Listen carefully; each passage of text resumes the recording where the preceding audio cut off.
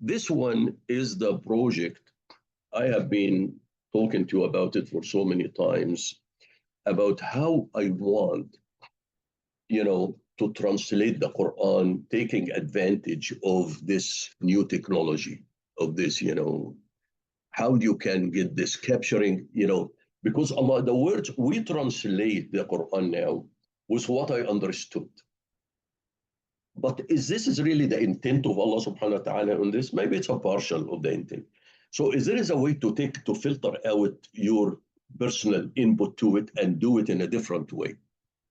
So this is what I said, capturing a divine intent in Quranic translation, integrating the artificial intelligence with cognitive neuroscience. What is a cognitive neuroscience?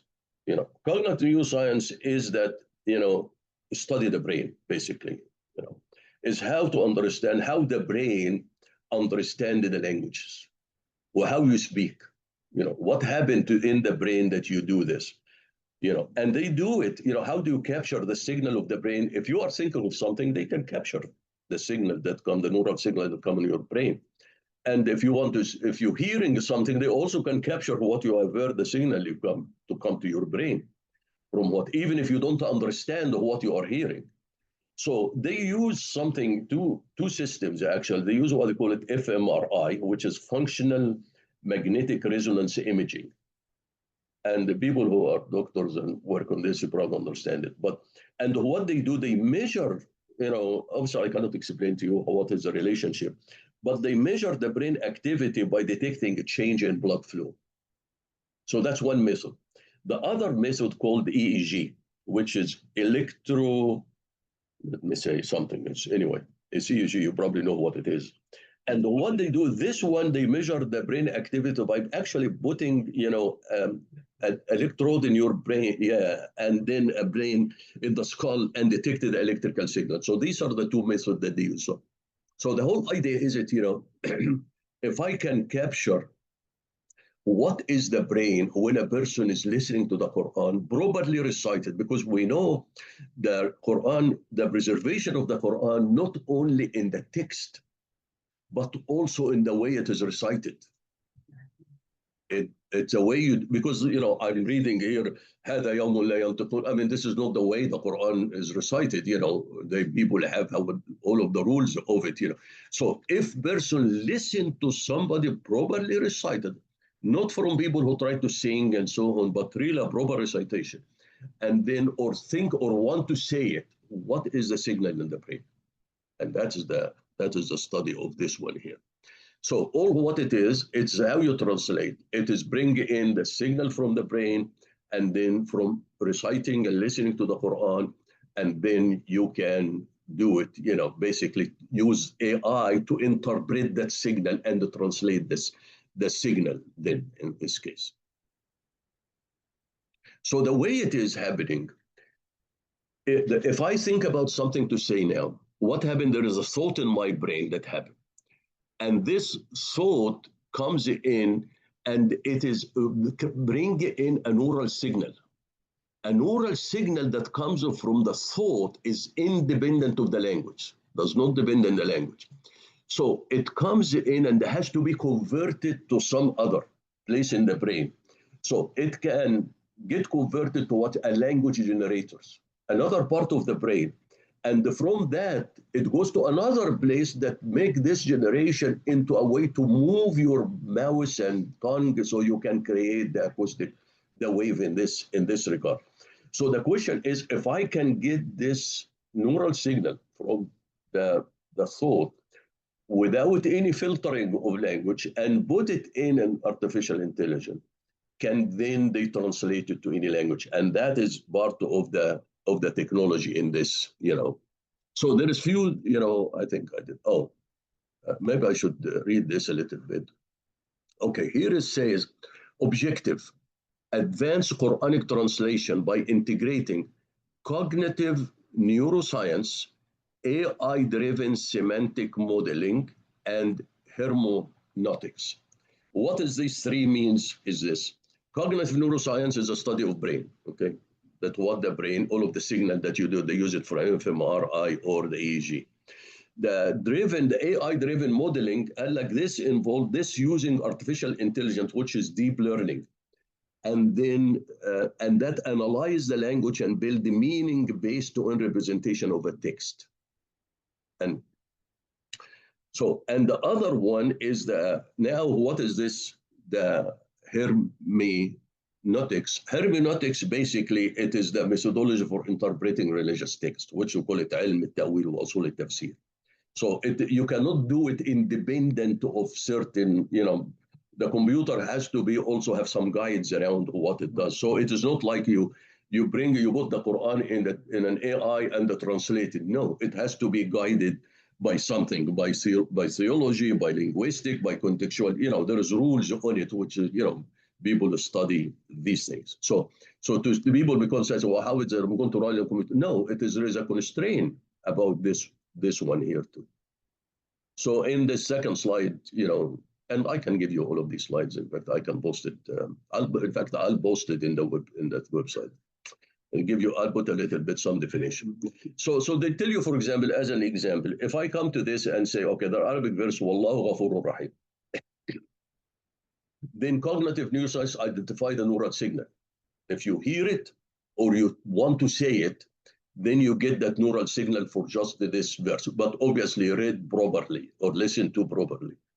And then this neural signature is going to go basically through with a systematic core that capture this issue of the universal way of it. Because remember, it has in it some feeling too, in that regard. And here is when you come, the hermeneutic ensure that the translation has this issue associated with the legal and theological level, weight to it. That means talk about forgiveness and the repentance, which means it has an emotional element associated with it too. And this has to be incorporated into the software to be able to appreciate, to translate it properly. Here is the parts of the brain, which as good as I could find it in Google, the thought comes from this prefrontal cortex.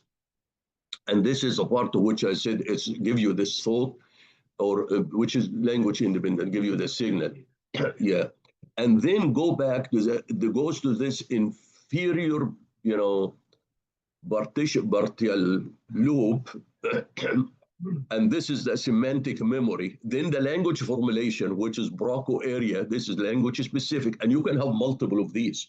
You can have, if you have multiple languages, speak 5 language, you have 5 Broca's areas in your brain.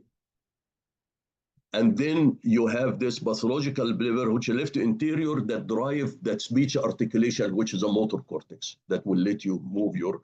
Yeah, if you really think seriously about it, we speak here, we don't even think about it. There's so many machines inside this brain. Yeah, I mean, really, and not everything is done. This part, the signal go from here to here to here. I mean, subhanAllah, we do have control on it. I mean, people really who think there is no God, it seems like it. How in the world you cannot even understand how you even think, how you speak, And if any part of it get hit, you are in deep trouble, So.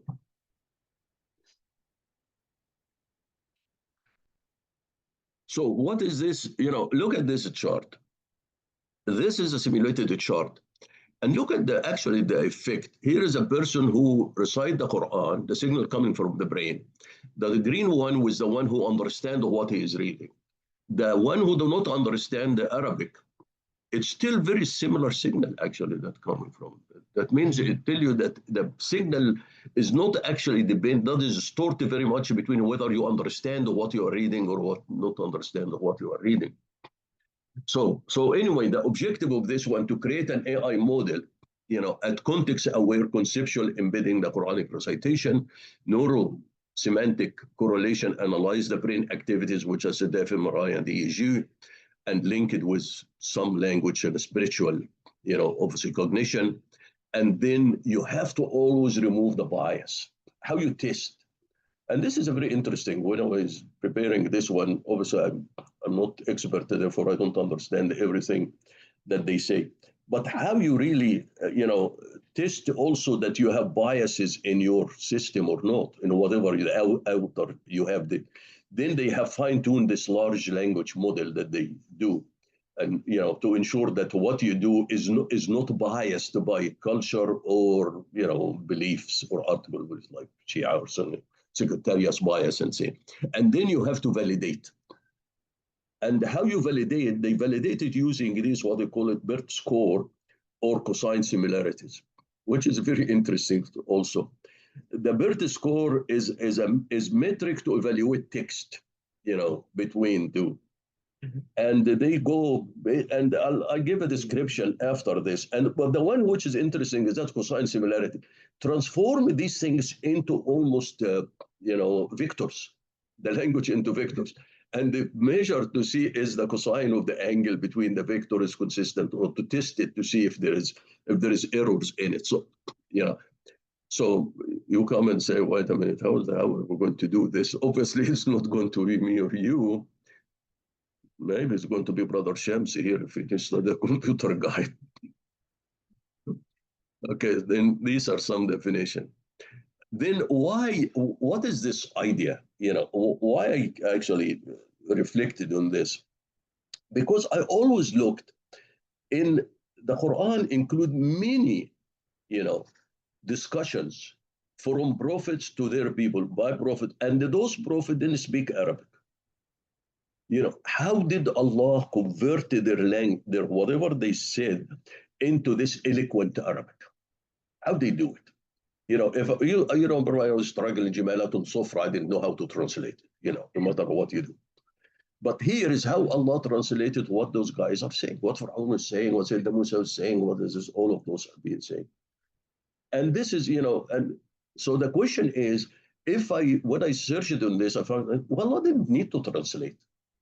Because I said you have the translator, which is a biggest, location which you have this language storage, pick this signal, and you can translate it to any language.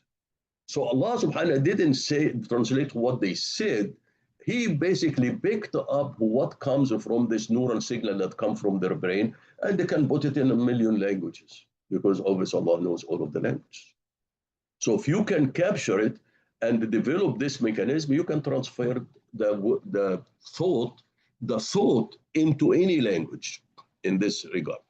And so this was the beginning. I said, well, how can we do it then? Why shouldn't I do it with the Quran in that regard, rather than translating biases? This is also another question I have. Well, because sometimes people do it. Why Allah subhanahu wa ta'ala, for a religion that's going to be the final religion to all mankind, He put it in a language that majority of the people don't speak it. The number of Arabs who speak Arabic language is 200 million versus 8 billion. So how come Allah subhanahu gave us a language that put it in a language that majority of people do not speak it, and He wants us to follow it? There must be something in it, the reason for it. We found out when I did this chart that actually if you say something, the signal come from that Morocco area with the Arabic, it actually much more complex than any other language. So I thought, wait a minute, this could be like, making a symphony. If a person writes a symphony and there is so many instruments in it, there is a guy who's going to drums, there is a piano, there is a guitar, there's all of these flutes and so on. The symphony include all of them. But if you write it for the flutes or for the drum, then in that case, the guy from probably the piano cannot use it. So the Arabic language the signal that come of it must include, you can extract from it all of the other languages. But if you pick any other language, you cannot extract all of the other language because of the limitation against. And that's why he said when people think in Arabic versus think in English, the signal that comes out, even if they're thinking of the same thing, the signal that comes from the Arabic, it is much more complex, included in it whatever the person thinks in English. So if you take that signal and analyze it, do the frequency analysis on it, you can find it contain all of the other language too. So I said that. This is a simulated. I went through, try to give me simulation for a signal, somebody reading Arabic and so on. So I don't know how they got it, but it seemed like it. It could be some recorded in history then. Now, so what is this? As I said, so the opportunity now is basically to use this reconstruct, take the signal of somebody who's trying to recite, take the neural signal as it's pure, and then translate it into a language using this language model, and therefore bridge between that neural science, artificial intelligence, and also large language models in this regard. And this one also here, here is the same thing. I tell you also that here is a Chinese expressing idea in words. Here is an Arab Chinese expressing. Here's an American speaker expressing idea in words. You can see it is a very similar today in between them. So it's just the definition of what is BERT and what's MT6 and so on. So anyway, how are you going to do it? At least the way I envision. First of all, you have to have a group of people to do this. It's not going to be a scientist. It has to have, people have a team. It should have a religious people. It have a neurologist. It should have, AI scientists and do this. And then they will recruit some qari who can recite the Quran properly and listen to it, and then measured in the fMR and the EEG from it, and then go this neural semantic, mapping, and then have this translation then of this, and then obviously evaluate how is a good translation. So the way it is first, to make something is simple, like, Surah Al-Ikhlas, for example, قل هو الله أحد. Make something and demonstrate it and see how can the computer can bring this in. And that will be very interesting also, because remember, we talk about Allahu Samad. What is the word the Samad? Because Samad came only once in the Quran. What will be the word that translated in English or in Japanese or in Urdu and so on. But that will involve some of these, things. Here is something is interesting. This is if you listen to the Quran of somebody who understands Arabic and somebody who doesn't understand Arabic. If you listen to proper, look at the signals here. It's the same. So, well, but that's it. Now that's why this is the point, is that when you listen to something that you don't convert, because you don't have the translator in your brain, but the signal come from listening that go to your brain is the same. And therefore you can now take it and then be able to go through the process to translate it. So, and that's why I said the program will involve in listening to a proper recitation for one who speaks Arabic and doesn't speak Arabic, and reciting inside the machine also for somebody who speaks Arabic and inside Arabic, and to try to bring all of these signals together. Yes, it was, but that's interesting. But the other part also, when you're saying it, is the neural signal, electrical signals. So the deliverable then, this is an open source AI frame, code database, annotated neural corpus, statistically synchronized database. It has evaluation toolkits to assess, the output against linguistic and logical standards. So it has to do it.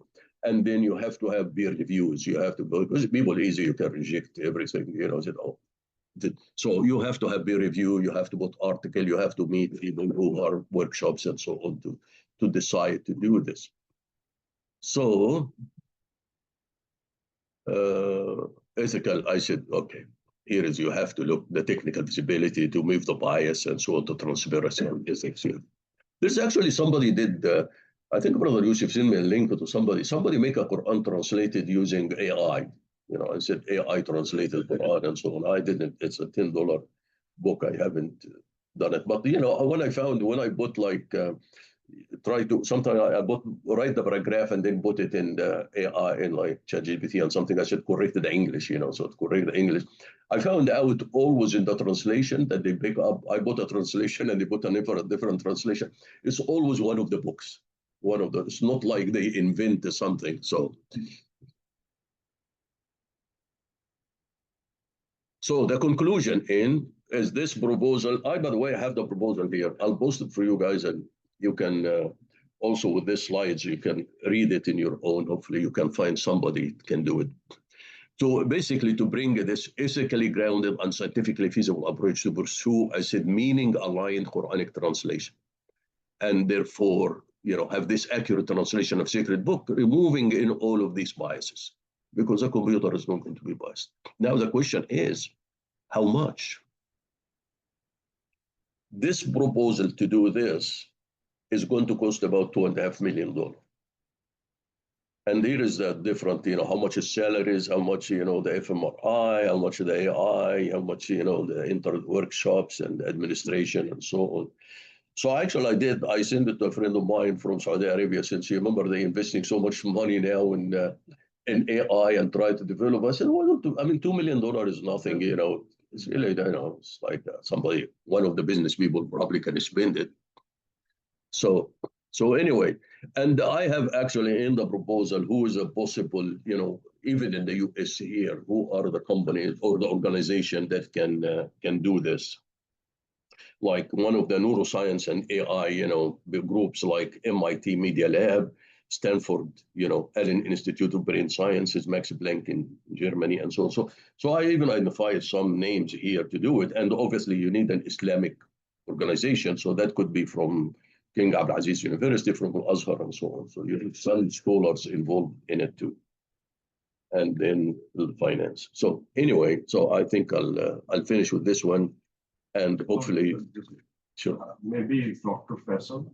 I did, believe me, I did send it to him, talk to him. Yeah, you need somebody who's a super, because this is not a one person, not because you are a neurologist. I did talk to him several times about it, and I sent a proposal to him and tell him, can you give me some comment on it? I didn't get anything. I really think it is probably, far more advanced technology than just a normal neurologist, because there is a lot of things associated with it. And then it has to have a research center, because you cannot take a person. Although I tried to Egypt, I went to Al-Azhar and tried to get. So I said, okay, Al-Azhar University has a medical school, has, theology school and so on, and has engineering school. Why you can't get anybody? 2 years. Yeah. اللهم صل وسلم وبارك على سيدنا محمد وعلى آله وصحبه. اللهم اهدنا فيمن هديت، وعافنا فيمن عافيت، وتولنا فيمن توليت، وبارك اللهم لنا فيما أعطيت، وقنا واصرف عنا شر ما قضيت، فإنك يا ربنا تقضي بالحق ولا يقضى عليك.